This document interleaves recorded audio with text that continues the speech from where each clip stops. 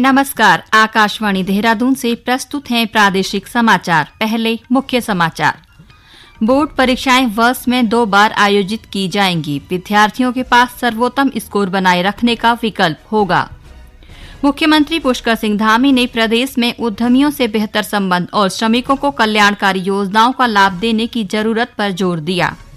स्वास्थ्य सुविधाओं को और अधिक मजबूत बनाने के लिए प्रदेश में राष्ट्रीय स्वास्थ्य मिशन के तहत संचालित परियोजनाओं की कार्ययोजना केंद्र सरकार को भेजी जाएगी। और कोटद्वार दुगड्डा राष्ट्रीय राजमार्ग भूस्खलन से आवाजाही के लिए बाधित, राज्य में अधिकांश हिस्सों में हल्की से मध्यम बारिश की संभावना। समाचारों के साथ मैं नीता कांडपाल। अब समाचार विस्तार से। केंद्रीय शिक्षा मंत्री धर्मेंद्र प्रधान ने कल नई दिल्ली में स्कूली शिक्षा के लिए राष्ट्रीय पाठ्यक्रम की रूपरेखा जारी की। यह रूपरेखा राष्ट्रीय शिक्षा नीति 2020 के कार्यान्वयन की दिशा में महत्वपूर्ण और परिवर्तनकारी कदम है। बोर्ड परीक्षाएं अब वर्ष में 2 बार आयोजित की जाएंगी, जिससे छात्रों को अपना सर्वश्रेष्ठ स्कोर बनाए रखने का अवसर मिलेगा। इससे एक बार की वार्षिक परीक्षा से विद्यार्थियों को होने वाला तनाव कम करने में मदद मिलेगी। इसमें बुनियादी शिक्षा से लेकर माध्यमिक स्तर तक शिक्षा के सभी 4 चरणों को शामिल किया गया है। इस अवसर पर श्री प्रधान ने कहा कि स्कूली शिक्षा के लिए राष्ट्रीय पाठ्यक्रम की रूपरेखा जारी होना राष्ट्रीय शिक्षा नीति के कार्यान्वयन की दिशा में महत्वपूर्ण कदम है। उन्होंने कहा कि अगले शैक्षणिक वर्ष से नई पाठ्य पुस्तकें उपलब्ध कराने के प्रयास किए जा रहे हैं। मुख्यमंत्री पुष्कर सिंह धामी ने प्रदेश में उद्यमियों से बेहतर संबंध और श्रमिकों को कल्याणकारी योजनाओं का लाभ देने की जरूरत पर जोर दिया है। उन्होंने कहा कि उद्यमियों और श्रमिकों की बढ़ोतरी से राज्य में औद्योगिक और व्यावसायिक गतिविधियों को बढ़ावा मिलेगा। देहरादून में सशक्त उत्तराखंड @25 के लक्ष्यों को हासिल करने के लिए आयोजित बैठक में श्री धामी ने व्यापार के सरलीकरण के लिए अनावश्यक निरीक्षण की व्यवस्था को कम करने को कहा।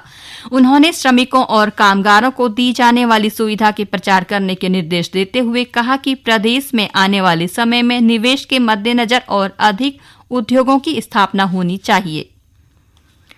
सड़क परिवहन और राजमार्ग मंत्री नितिन गडकरी ने कहा कि वर्ष 2030 तक देश में प्रतिवर्ष 1 करोड़ इलेक्ट्रिक वाहन बिक्री बढ़ने और 5 करोड़ रोजगार अवसर सृजित होने की आशा है। वे कल नई दिल्ली में संरक्षित, सुरक्षित और सतत भारतीय इलेक्ट्रिक वाहन मानक सम्मेलन को संबोधित कर रहे थे। मुख्यमंत्री पुष्कर सिंह धामी ने कहा है कि प्रदेश सरकार गौ संरक्षण के लिए प्रतिबद्ध है। देहरादून में आयोजित एक देश संकल्प गौ माता राष्ट्र धर्म महोत्सव में मुख्यमंत्री ने कहा कि सरकार गौ संरक्षण के लिए लगातार काम कर रही है और इसके लिए कई महत्वपूर्ण योजनाएं लागू की गई हैं।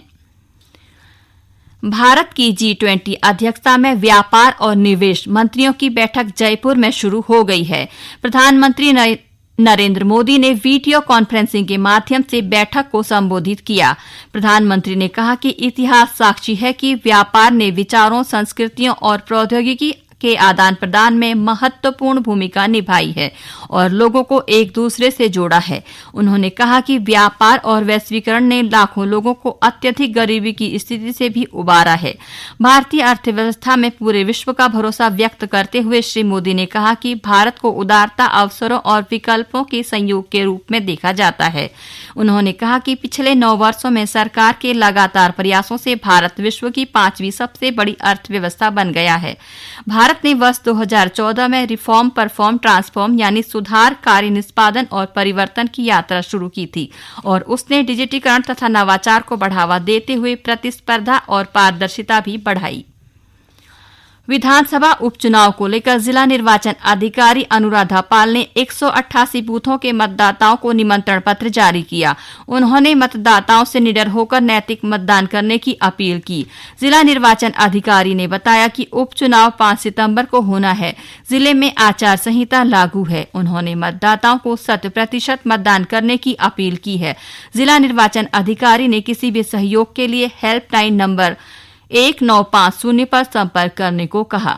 ये समाचार आकाशवाणी के देहरादून केंद्र से प्रसारित किए जा रहे हैं। ताजा समाचार के लिए आप हमारे फेसबुक पेज आकाशवाणी समाचार उत्तराखंड और ट्विटर हैंडल @AIRnews_DDN को फॉलो कर सकते हैं। ये समाचार यूट्यूब चैनल आकाशवाणी समाचार उत्तराखंड को सब्सक्राइब कर सुने जा सकते हैं। साथ ही आकाशवाणी की वेबसाइट www.newsonair.gov.in/उत्तराखंड पर लॉग इन कर देख सकते हैं।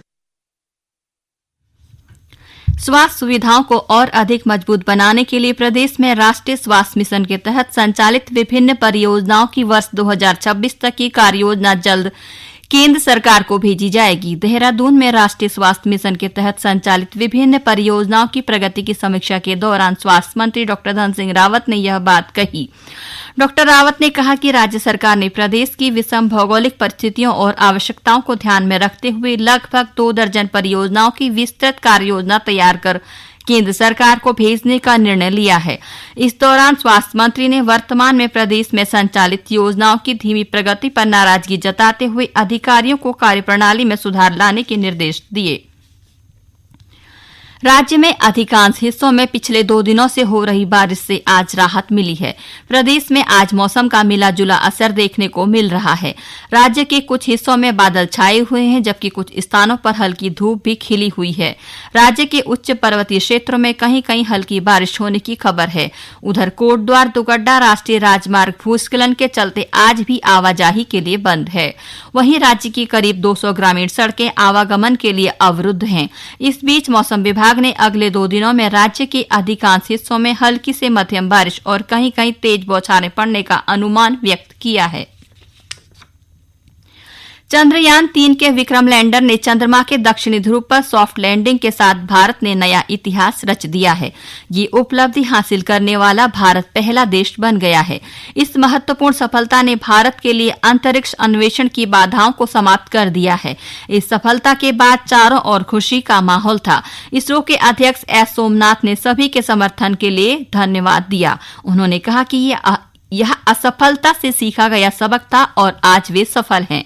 उन्होंने इस उपलब्धि का श्रेय इसरो के वैज्ञानिक पीढ़ियों को दिया। इस बीच चंद्रयान 3 ने चंद्रमा से पहले संदेश में कहा, भारत में अपने गंतव्य पर पहुंच गया और आप भी। भारतीय जनता पार्टी की महिला मोर्चा ने रक्षाबंधन से पहले मुख्यमंत्री सशक्त बहना उत्सव योजना का स्वागत करते हुए कहा कि यह योजना महिलाओं के आर्थिक उत्थान में मददगार साबित होगी।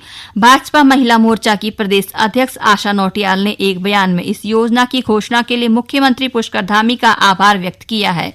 उन्होंने कहा कि भाजपा सरकार राज्य में महिलाओं के उत्थान के लिए अनेक योजनाएं संचालित कर रही है। उन्होंने कहा कि हमारी महिलाएं बड़ी संख्या में विभिन्न लोकल उत्पाद तैयार कर रही हैं। श्रीमती नौटियाल ने कहा कि इन उत्पादों को कई बार बाजार की समस्या से जूझना पड़ता है, लेकिन मुख्यमंत्री ने इसे गंभीरता से लेते हुए इसके हल के लिए यह ऐतिहासिक योजना लेकर आए हैं।